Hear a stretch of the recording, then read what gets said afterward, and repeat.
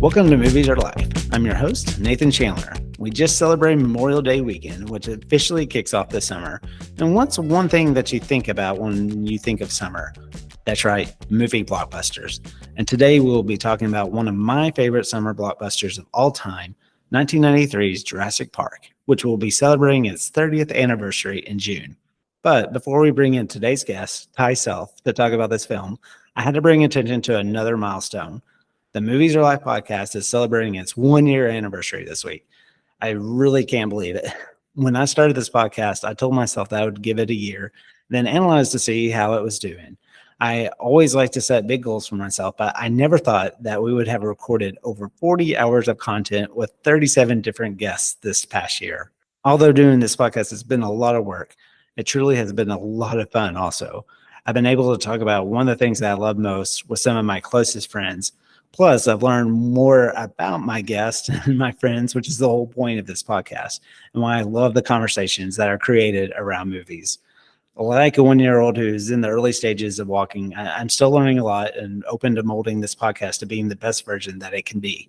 And that starts with you, the listeners. I really appreciate your support and feedback from this past year. You are the backbone that keeps this going. I'm excited to see what the next year holds, and I'm totally open to bending and molding this podcast to what my listeners want to hear. So please don't hesitate to give me feedback at moviesarelifepod@gmail.com or message us on all the social media platforms. And as always, please continue to share the podcast with your friends and family. Word of mouth is the best form of marketing, and your support means the world to me. Okay, with all that said, let's hop on a helicopter to travel to Jurassic Park. There it is. Welcome to Jurassic Park. We've made living biological attractions so astounding that they'll capture the imagination of the entire planet. The most phenomenal discovery of our time How'd you do this? becomes the greatest adventure of all time. Hey, Ty, welcome to the podcast. How are you doing today? I'm doing well. Thanks, Nathan. I appreciate you having me on. Yeah, of course. Like some other past guests, I know Ty through our connection with the Y. That's the best way to say it. And although we've talked about a lot of things, I don't think we've ever really talked a whole lot about movies. Is that fair to say? Yeah, I would think that's fair to say. I know Nathan through his wife, Whitney, who you all have heard many times on the podcast. And so just seeing Nathan at events, and when Nathan had an awesome chance to work for the Y, but never talked about movies, I don't think. Yeah. Yeah, it's probably, I don't know if we've actually probably really sat across each other and had to focus conversations. It's usually like moving tables or packing things, things to that nature. Yeah, I think that's definitely fair to say as well. Oh, yeah, always doing stuff, always working. Yeah. Well, so before we talk about today's film, I'm just going to give a little background on it in case somehow someone isn't familiar with this treasure of a film. But Jurassic Park is a 1993 American science fiction film directed by Steven Spielberg and starring Sam Neill, Laura Dern, Jeff Goldblum, and Richard Attenborough. It is the first installment in the Jurassic Park franchise and based on the 1990 novel of the same name by Michael Crichton. The film is set on a fictional island located off of Central America's Pacific coast near Costa Rica, where a wealthy businessman named John Hammond and a team of genetic scientists have created a wildlife park full of dinosaurs. When industrial sabotage leads to a catastrophic shutdown of the park's power facilities and security precautions, a small group of visitors, including Hammond's grandchildren, struggle to survive and escape the island. Jurassic Park premiered on June 9th, 1993. It went on to gross over $914 million worldwide in its original theatrical run, becoming the highest grossing film ever at the time, surpassing Spielberg's own E.T. Following its 20th anniversary re-release in 2013, Jurassic Park became the oldest film in history to surpass $1 billion in ticket sales and the 17th overall. The film won over 20 awards, including 3 Academy Awards for its technical achievements in visual effects and sound design. The film was followed by 5 sequels: The Lost World, Jurassic Park 3, and then some people say the new set of trilogy movies, Jurassic World, Fallen Kingdom, and Jurassic World Dominion. So that was a mouthful. But Ty, I was wondering, what year were you born?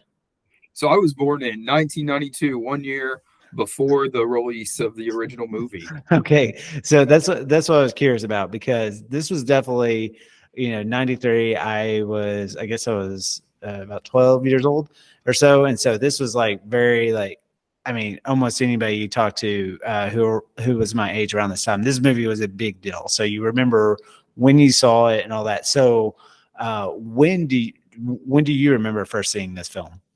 Yeah, so I grew up in the age of VHS, was probably the last age to grow up with the VHS. And so I distinctly remember having Jurassic Park from the earliest memories of cognition that I have, putting it in the VCR, throwing it on TV, rewinding it from the last 100 times I've watched it. Probably, I would say about 6, 7 years old. So that's going to put it about 1998. Probably about 97, 98 when I watched it for the first time, and the countless, thousands of times since then. But probably definitely pre-2000 before getting that first experience with it. This is a pretty intense film to see when you were 6 or 7. Oh yeah, so I feel like a lot of people, a lot of kids my age were kind of into this movie, though. I think this movie was one of those ones that, despite the rating, kind of did transcend all ages, with its relevance towards dinosaurs. Of course, kids love dinosaurs. And it's like intro to archaeology, sparked up basically a huge boom in archaeological studies, and paleontological studies through all the bones and all the cool stuff. And so I think this movie did an excellent job kind of transcending that age appropriate, rating barrier that was going on at the time. I was raised by my grandma, and to be honest, grandma had no idea what the rating on the VHS meant. She had no clue at all. So I don't even remember, to be honest, who purchased it for me. I don't remember picking it out. So I'm sure that an adult or someone bought it for me at that young age, and thought it was an awesome movie to watch. And I would agree. What had a bigger impact on people going into the field of studying dinosaurs? Was it this movie or was it Ross Geller from Friends? I'm one of those random people who is not a Friends enthusiast or a Friends enjoyer at all. I have seen Friends, much of it, and so I'm not going to pack the Friends side of this one at all. But please, to my listeners, if you're a Friends fan, do not unsubscribe to this podcast because of Ty's beliefs in Friends. Yeah, I've got some hot takes, and I know that's always a fun one. I won't mention my aversion to The Office or some of those other popular shows, but yeah. Hey, I'm my own person. So give or take, like, how many times do you think you've seen this movie? Oh, I was honestly thinking of this earlier. I figured you would ask this, and I would say, probably in the 500 range. If I had to estimate over, and I'm not even about the 500 range. Those of us from the VCR era know that your movie collection might be very limited, and so you might watch that same day after day for a week and just throw it on rewind. Got to be kind rewind. Throw it on and put it back in, and probably just let it go, because back then there wasn't any streaming services, things like that. So you just watched what you had. I watched that plenty of times for sure. Right. It's almost like in writing my review for this movie, it almost doesn't seem fair because of how many times I've seen this movie. It's so ingrained in my memory, and like you, I can't even begin to give it a number. It's just I even remember, so I was probably in junior high or so when it originally came out. I even remember, like, in high school they were still showing this movie, like, on movie days. Like, why this movie was like shown in our science class, it's quite a stretch, but I mean it's just like youth trips. Like, if you took a long bus trip, it was a movie that they played on the screen. It's really, I don't have a lot of bad things to say about this movie just because I love it so much. It's just pure entertainment to me. And I mean, obviously Spielberg is just one of the best, living directors we've ever had. And so you can just sense like his fun with this story as well. Oh yeah, I think it comes through a lot. And Spielberg's connection to Michael Crichton himself. One of the only things in preparation I had written down, I rewatched rewatched it this weekend a couple times, but one of the only things I wrote down that I wanted to be 100% sure I mentioned was like a huge shout out to Michael Crichton. Michael Crichton, he was a wonderful science fiction author. I not only enjoyed Jurassic Park, I enjoyed Jurassic World, Sphere, Congo, so much of what he wrote. He was gone too soon from the planet, I believe. Gone too soon. But his impact, and not only science fiction itself and the forethought he put into his things, but everything that he had going with Spielberg and their connection, I think it just led to such a great, fantastic film. He passed away in 2008, and I'm not even I'm not a big science person. That was probably the subject I did the worst in school. But because of this movie, I know I read this book several times, and then I read a couple of his other books as well, like Sphere and Congo, and even some more. And if you read those books, they get really deep into the science of it all, but they're also probably even though people might think this film is kind of intense, like some of the scenes and the goriness, and I remember in that book were pretty extreme. I think if my parents knew exactly all the details at the time when I was reading it, they wouldn't have let me read it. But no, definitely. And it's kind of fun to know that he was brought in to write this script because basically, just someone who's personal to it, I'm sure he had to make some amendments to it and all to fit the screen or whatever like that. But like I mentioned about Spielberg, you just can tell everybody involved here knows, I don't know, you just have a sense that they know that something special is going on.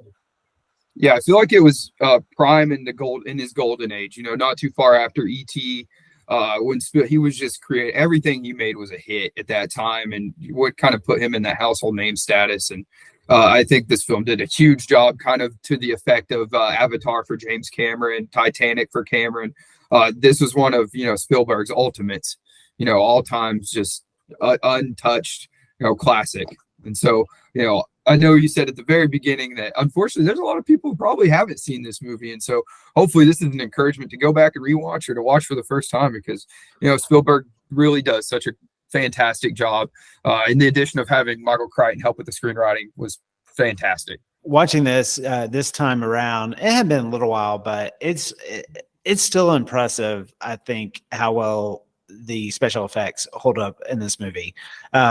You can see now, I think, especially in our big HD TV world, that some of them are you get a little dated. But honestly, I've seen some other movies as late that this movie still looks better than they did. And I think it's because they're blending that world of special effects with the animatronics of the dinosaurs. So I think if, like, I showed this to my daughters and they had no concept of when this was made, I think honestly they would think this was just a modern movie that's come out just like recently in the theater. That's a fact until they see Laura Dern's hairstyle, and then they're like, I've never seen anything that beautiful in my entire life. How do we replicate that? No, I think that's spot on. I watched the movie on my last Christmas gift to myself, get that new Xbox. I've got that, pretty good TV. And so this was probably my first watch on this pretty high definition setup. And I found the same thing to be true. It was amazing how obviously you can pick and find things if you're really looking, with such high definition quality, you can find things and find little things. But for what they did at the time, it was groundbreaking. It was nothing short of just kind of crazy with the huge animatronics and integrating that into basically making it. The movie was I can't think of another movie that holds up quite as well when it comes to some of those big things like visual effects, sound, and things. I can't think of a lot of movies like Jurassic Park that hold up the test of time. Yeah, and I think what plays into that a lot is Spielberg's he's masterful at it's almost like the Hitchcock school of filmmaking of teasing and not showing the creature. I mean, you can go back all the way to his, one of his first movies of Jaws, and that it takes so long to actually see the shark. And he plays with a lot of that aspect here. You can tell in those scenes, it's a little bit more animatronic type of things, right? You see like a close up of an eyeball, or just a claw, or just whatever it is. But I was reading somewhere, I think the total time that dinosaurs are shown in this film is just a total of 15 minutes. And so I think in our brains we would probably think it was a lot more than that. I'd be interested if that number was compared to like some of the current films, like the Jurassic World movies, where I'm sure the dinosaurs take up a pretty good amount of space in that thing. And so I think it kind of almost helps with the connection of believing that these things actually exist, because we have built up the suspense in our own head of like, oh, what do they look like? What, that sort of thing. And so when they do appear, I think it's that much more impactful. Yeah, especially with, even going back to the scenes of like, as soon as they start the ride right after the giant doors, the Dilophosaurus doesn't show up. And then the T-Rex doesn't show up, and kind of building that suspense. He builds that within the movie in itself. And then when you do get those little glimpses, the first eye or the claws raking across, those are so much more impactful, because it's like all the buildup he's set up to get to that one little scene where he's just, putting in your head, okay, there's a dangerous, I think the scene that stands out most to me with that is when they're making the break to the shed with the raptors, trying to get through go start the electricity. You never really see the full raptor until it jumps on him and attacks him, and you just see little pieces, and he's hunting her, and Dr. Saller's trying to get to the shed, and like he just uses all of those things that so well. Oh yeah, and you were mentioning Laura Dern earlier, and it's funny. A lot, probably the ensemble of these actors here, like especially as young as I was, it was probably like my first introduction to them. I know this is probably the first thing that I saw Jeff Goldblum in, and definitely Laura Dern and Sam Neill and stuff like that. And so even though these actors had had done other stuff before, I think this is really probably where they like really crossed over. But I think everybody is really cast well here and very memorable. I think in this type of movie, it's not a movie star performance. It's not requiring that, if that makes sense. Like the new Jurassic World movies, it's very much like Jurassic World star Chris Pratt. And this one, it's not so much, Jurassic World starring Sam Neill, and so, but they're very good in their roles. But I think because the story is the main focus, I think that's why this works so well.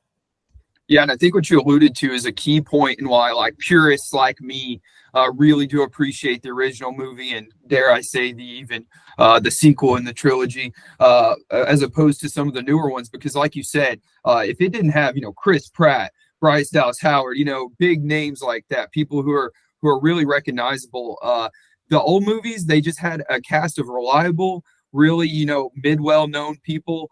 They put them all together, and they fed off each other. And, like with Jeff Goldblum, Laura Dern, and Sam Neill, just creating that little golden trinity of just 90s style, coming out straight out the front of the 90s, and making that such a fantastic movie, just bouncing off each other instead of just having one lead or two, dynamic leads, but really, getting a good part of everybody's story. I know this movie is about dinosaurs and the attacks and stuff like that, but I think it's still, even this was made in 93. I still think the themes of this, and just like corporations and how people sell things to us, is still very relevant today.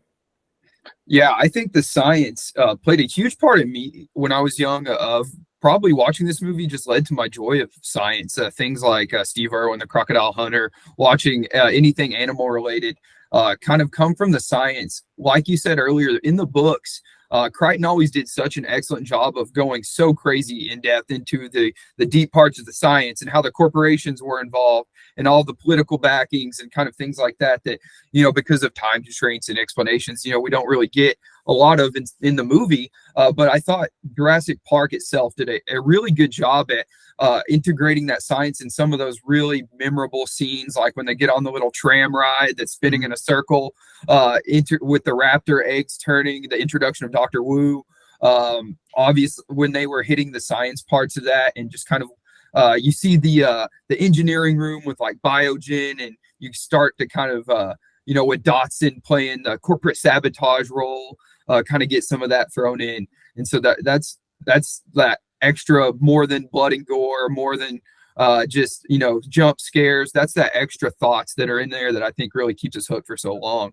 Oh yeah, for sure. Because if this was like, you love science, like as I mentioned, not my favorite thing, but the way they frame this, and they kind of do the cartoon explanation or whatever like that when they're in that room, they do a good job of, because it plays a big part into the story, but they do a great job of summing it up for maybe those who can't like follow as well. And then even along with just some of the technology that's in here, like it makes sense for the park to have these vehicles that are electric, not gas powered, and obviously that plays into the plot of like when the dinosaurs start getting loose and stuff, and the things that they can or can't do.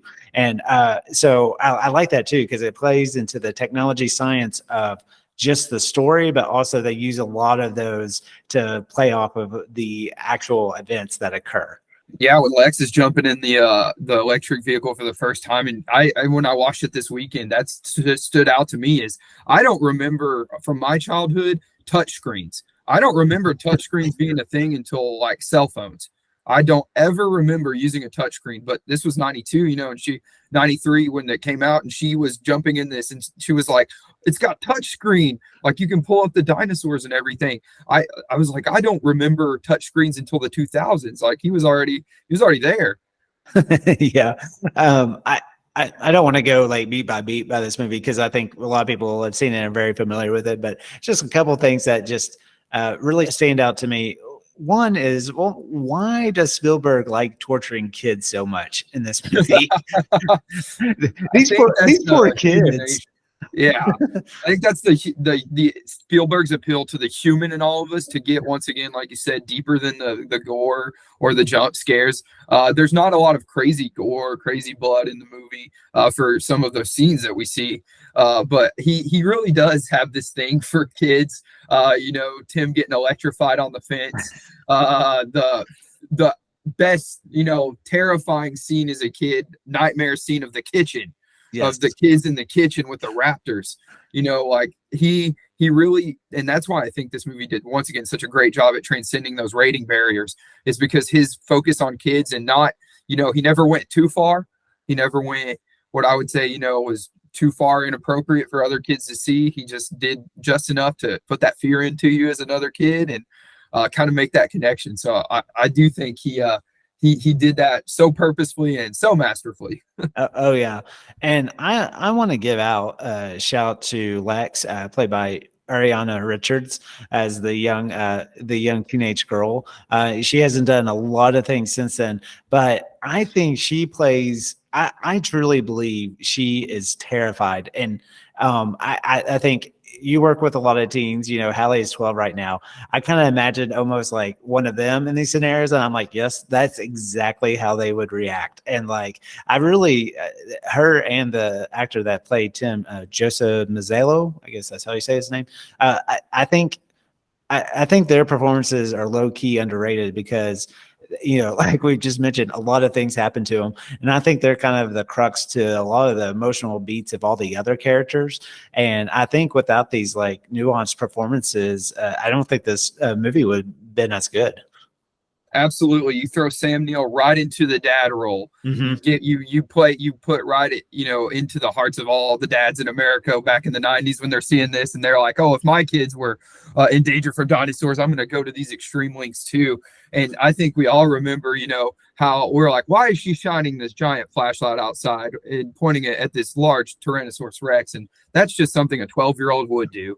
And then the iconic scream when she makes eye contact with the T-Rex, Dr. Grant puts his hand over her mouth. I appreciate that shout out. I think that's hitting the nail on the head. Them two really do bring home the emotional connection to a lot of people in that movie.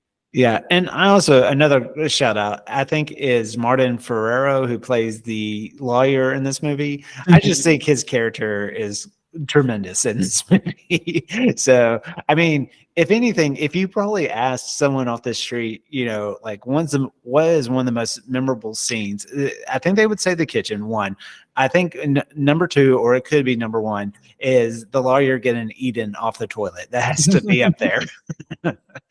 Yeah, not too long after we're introduced to the T-Rex, and he thinks that, he can run into this little straw-looking shack and sit on the toilet and avoid this giant, beast of nature. It's like that dark comedic bit just right there, right as he just gets chomped. Yeah, and I love the flip of like how he just, when he gets there, he's just talking about how things, how expensive everything is, and I don't know if the board will like this, and I had the ultimate say. As soon as he sees the dinosaurs, he just flips and goes like, "Okay, we can make so much money off of this and this and this." I love his shift. That's probably the most realistic character turn ever in a movie. Yeah, so. He did an excellent job. I think he's a great actor to play that part. It was believable. I think we've all probably had some experience with quote unquote corporate greed in lawyers or from what we've seen in shows or from those we know. And so he was a really interesting representation of all that wrapped into one. And then the dramatic irony of the corporate greedy lawyer getting eaten. Yeah. Are there any quotes that you ever pull from this movie and say in your everyday life? Oh yeah, that's a great shout out to Jeff Goldblum and chaos. It's all chaos. Like you said earlier, I work with teens, and sometimes things just evolve into chaos. And so I've put a slide of him on one of my PowerPoints before, of him saying chaos, and chaos theory. I think he was such a memorable character when it comes to like his personality, and a lot of people have say what they might about the sequel. But his portrayal even in the sequel was great. Jeff Goldblum just kind of cementing his folklore, his little status in cult fiction. He did a great job. We have a T-Rex. I think that every time I see something crazy when Dr. Grant's like, "You have a T-Rex," and Hammond's like, "We have a T-Rex." And he's like, that's what I think anytime like I run into a situation that's like so far beyond my comprehension, something just catches me off guard, I'll catch myself thinking, I'll be like, I got a T-Rex. Like, there's a whole lot of, that movie could be quoted for days. Like 6 Foot Turkey, when the chubby little kid is talking in the very, very first, the intro, he's like, that doesn't look scary. It looks like a 6 foot turkey. And then we all remember Dr. Grant just putting him in his little scary place there. Once again, Spielberg shout out to torturing kids. No kidding. And by the way, where did that kid come from? Why was he there? Does his parents like didn't have childcare for the day? And they're like, let's bring our strange little child to a dig site and let him talk to the guy who's in charge. I don't know where he came from. I've always thought the same. Yeah. It probably, I don't know if other people said this, but I think the opening scene is very, very effective. But I just remember me and my friends always just going, "Shoot her, shoot her." And of course, one of Samuel L. Jackson's, one of his earliest roles. Hold on to your butts. I think probably we've said that still, and our kids look at it like, "What are you talking about?" But I mentioned about where that one kid came from. Another kind of just something I never thought of before, but probably I got to think a little deeper about this movie than I normally do. But where are all the other workers on this park? Do they make reference to like where they went? Like all the scientists, like I would assume this is like a remote island. So they probably live on the island. That was one thing I just couldn't help but think about the whole time. Yeah, what I can think about that is they always, we meet the young man who is the field with the Triceratops. We're introduced to that character. It's kind of like a game warden character. They're out there, with the raptor, the guy who takes care of the raptor. There's staff on the island that we see, but we don't see many of them. And then they're making reference to everyone's got to get on the boat. You can't miss the boat. And I'm like, where are those people? I know I think they do a good job at directing us towards how automated everything is supposed to be. They're like, oh, we spared no. There's another quote for you: "Spared no expense." Hammond says it all the time, and I think they do a good job at giving us those sights of them in the control room, and how even when Lex is doing all the hacking, like how automated this place is, and like how ahead of the times that is, just to have so many things automated. And maybe they don't have a lot of staff. Maybe not. But I do think that's why another reason this movie works is because we're just with a small group of characters, so we can easily follow them. And I think that's the trap that Jurassic World, those movies fall into, that there's like too many people scurrying around, so I think that by seeing so many people, that kind of diminishes the impact of the actual dinosaurs. And I think because we are on such a small group of people, we're more focused on them, so we care a little bit more about their fates.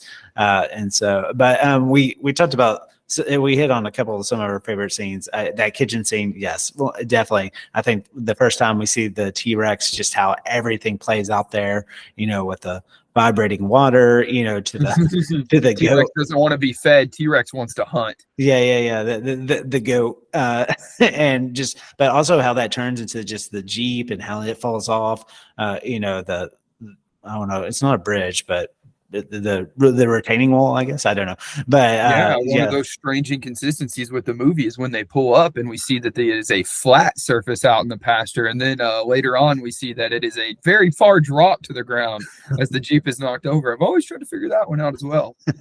Yes, I know. And then I don't know if you have any others, but when Newman finally gets it, that's always was like a big memorable scene in my head. Which one are you talking about? Oh, I'm sorry, I called him Newman, but Wayne Knight. Nedry. Yeah, I'm a big. When the Dilophosaurus gets him, I think that is he's racing to get on the boat with the I think if there could be like a iconic prop of the movie, it's the shaving cream with the you got all the vials of DNA in it, and he wrecks and gets pretty much exactly what was coming to him for his attempt at poor corporate sabotage. It's the whole life finds a way, and it does. That's the great quote as well. Life finds a way. I'm guessing. I apologize to our listeners, but this is showing the age gap a little bit. I guess you weren't the biggest Seinfeld fan that I referenced Newman. I have.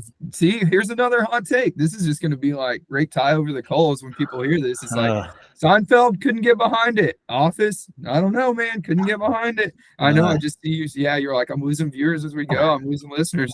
I know, man. But hey, there are those of us out there who are just built differently. You might be a one-time guest, Ty. I'm just telling you. Movie musings. What's your favorite dinosaur? My favorite dinosaur is the Velociraptor because of this movie.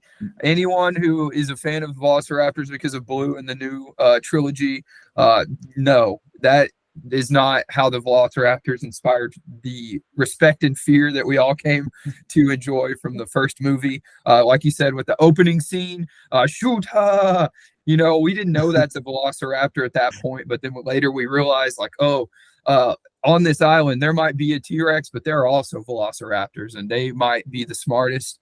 When Dr. Grant's describing them in the very first, few scenes, when he's describing the resonance chamber and how they communicate and things like that, it just, for someone who had that nerdy science love as a kid, that was it for me. I was like, Velociraptors can communicate. I like it.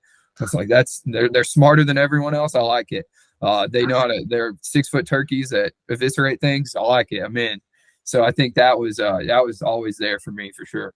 What about you? What was your favorite dinosaur from the movie? Oh, well, I wasn't saying so much for the movie. I didn't know that makes complete sense, like the Velociraptor, because I might be wrong here, but the concept of the Velociraptor what I just remember now, maybe I wasn't paying much attention, but you never really growing up until this movie and classes heard much about the Velociraptor. I mean, it was definitely the T-Rex was always the one that got the, main billing, and, Triceratops, and you heard all of those. And this movie really, I think, introduced the Velociraptor to a lot of people. I mean, NBA team got named after it, and so, I probably wasn't a huge, dinosaur fan, but the T-Rex definitely, I think appealed to me as a young boy. A really quick side note: you may not have been there before, but have you happened to visit the Perot Museum in Dallas?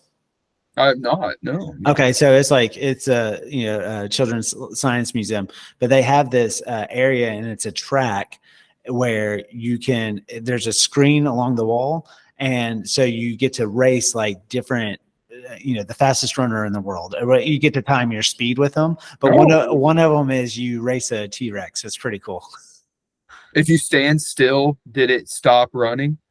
No. Do we think the visual acuity really was if you didn't move, the T-Rex couldn't see you? I don't How know. do we know? I don't know. That's a great science fact they just threw in there, and we're like, you're all going to believe this now because we put it in a movie. Yeah, and we said, yeah, we are. Yep, we're in. Yep. What's one of your favorite Steven Spielberg films? Woo! I mean, to me, this was it. Jaws secretly, because besides Jurassic Park, I think Jaws was probably the one I've seen the most. And that was one of my grandma's favorite movies. Surprising fact, they love Jaws. I think they were a little bit, they were old, so they had seen some of those movies. So we watched that growing up too. E.T. kind of creeped me out. I was more scared of E.T. than I was Jurassic Park. 100%.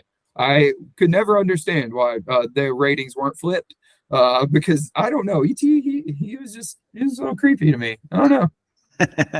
Obviously amazing director. He's made a lot of great films. Honestly, a lot of his more recent films have been really good. I love The Fabelmans. West Side Story was really, really good. But Jaws is probably it's one of my favorites of his for sure. But I will say I watched it not too terribly long ago, but it had been a while. But I saw Schindler's List, and I know it's a hard movie to get in you kind of have to be in the right frame of mind.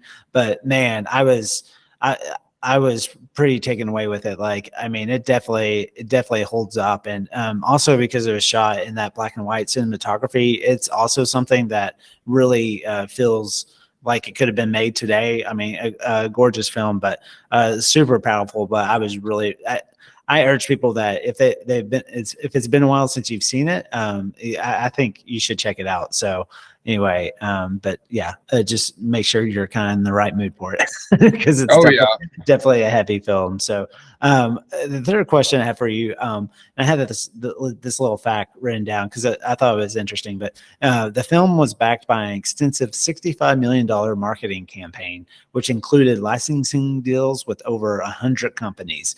And so, I completely remember this because I want to say I probably had a hat with the Jurassic Park logo on it, but I think still it's probably one of the best, not even just a logo in a movie that's been designed before, but one of the most effective like logos and fonts like probably ever created.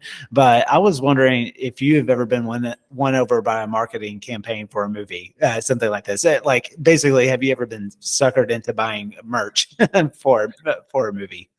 Oh yeah, and this one is the perfect example because of, like you said, it's so iconic. So iconic, the fact that they had, like all those marketing campaign with Hasbro making the toys. They still are making toys. They're still making shirts. You go to the store, you'll see a Jurassic Park shirt, with the OG logo on it. And I remember being a kid and wanting the pillowcases. I wanted the toys. I wanted they put them on sports equipment. Like Velociraptor shoes, like everything. This movie to me was one of those that was like so well marketed that probably lends to the fact why they keep just beating it into the ground and keep bringing up different iterations or variations of the movie. But this one really was, Growing up, you knew everyone else had the Raptor light up shoes or those all the cool pieces of marketing that they just slipped right into our clever little minds and they got us hooked for life pretty much, and it worked, and it worked so well. I can't think of any other movie that I probably went that far into with actually purchasing merch or purchasing things than Jurassic Park. Actually, I can't. Yeah, that's it. This probably happened not too long ago. It was here in Oklahoma, but I was driving around and like somebody has like a Jeep and they decked it. Have you seen it before? Yeah, it's a Jeep Wrangler. Yeah, they have the Jeep Wrangler. I've seen it. Oh yeah, that's Oklahoma for you. You drive around long enough, you'll see whatever you want to find. Very true. Well, do you have any final thoughts on this film? I think it's just a great way if you don't want to jump into the movie theater yet. I mean, I think this is just a great movie to hop on really like anytime. Whitney watched most of this with me, and she is not necessarily that likes these type of movies, but I mean, she was just like, oh yeah, this scene and this scene. Yeah, like she couldn't stop talking about it. So I do think it's a film that can appeal to all ages. Yeah, my just some final thoughts that I have on it are I'm surprisingly a reader as well. And so I will always advocate read the book. If you enjoy the movie, read the book. There's some, I'm not going to give them away because I don't want to. But there's some really key differences that make it really interesting in the book. A lot of those key differences surprisingly are addressed in the movie sequel. They actually do throw in some of those key differences from the first book that they left out. But just give the book a chance. Reading is fun. John Hammond's portrayal, I think, just legendary. The Attenborough brothers in general having that connection to the environment. We've all heard the documentaries of. I think they were fantastic in what they did. I know he is no longer with us, but he was that grandpa. He was that grandpa role that I would always remember. This movie is a point for Samuel L. Jackson to just remain relevant and just continue his streak of just dropping bombs and being Samuel L. Jackson, whether that's in a background role or whatever. Just overall, the themes of the movie, life finds a way. People, interfering with nature, then nature's going to win. That's always going to be something that I'm a big fan of as somebody who loves nature and would always pick the natural world over the man-made world. I just always will resonate with the fact that this movie went so far as to, really instill into little kids at the time, like, hey, life will find a way. Things will be all right. Nature will work its way out. And that no matter what humans try to do, life finds a way. Very well said. And a little Attenborough trivia for you. So I think it was back in October, but we covered the movie Gandhi. And so watching that movie, I started looking up the director, and I was Cameron over. And anyway, Attenborough directed Gandhi, which I was like, oh, because I just had always known him as John Hammond, And so a funny little kind of fact was that Gandhi that year beat out E.T. for Best Picture. So a little trivia there for you. Didn't know that, but not surprised. Recommendations. Is there anything you'd like to recommend? Anything that you're like watching or listening to or anything like that? Woo! Oh man, here's the Tyler doesn't get to be back, but this is just a secret plug for anime. I probably never had this plugged on your podcast. This is gonna get edited out for sure. But I'm currently watching Naruto. I've never been a big anime fan, but I was recommended some of that. And so if you're someone who ever just liked, I was a kid who grew up with like Dragon Ball Z and didn't realize it was anime. And so recently I've been watching some Naruto, to be honest. Don't judge me too hard or place me too far down in your minds for those listening. I also do like good things as well. I have this terrible thing where if a lot of people like it, my brain just says don't like it a lot of times. So things like Yellowstone, I watched one episode and I was like, this is dumb. I can't get into this. I did watch, I watched some of those classics, like Ozarks on Netflix. That was phenomenal. I was a big fan of that. But yeah, I would just encourage people to get outside their comfort zone, watch something, try, go back into Nathan's history of his podcast, find a movie that you haven't seen before. And you're like, I never thought I'd like this kind of movie, and give it a try. Try to expand those horizons a little bit, and don't hate me for liking anime. So I was kind of kidding about not having to come back, but now, no. So I guess for my recommendations, I need to recommend Yellowstone and The Office and Friends and Seinfeld. No, honestly, I've been watching. I mean, May's busy time, so I haven't had time to watch a lot of stuff. We're kind of behind on some things, but I wanted just kind of. Especially, you work with the Y, but recently I was on Monday Morning Joe with Joe Kendrick, which is a podcast he does for the Y. And we talked about One Flew Over the Cuckoo's Nest. So I'm being totally,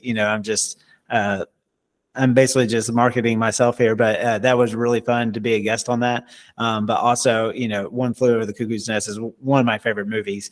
And so it just reminded me I need to make sure more people have seen that movie. So that's my recommendation. It's streaming right now on Max, but also, I'll put a link in the episode page of our website to that podcast, but you can also find Monday Morning Joe on Spotify. But yeah, take a listen to that. And Ty, I think have you seen that movie?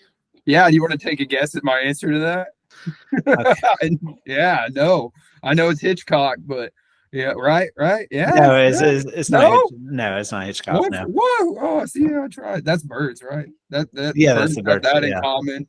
Flew over cuckoos, birds. Yeah, no, I'm one of those people who is like, I know what I know and I know what I don't know. Hey, that is definitely not a bad thing. So,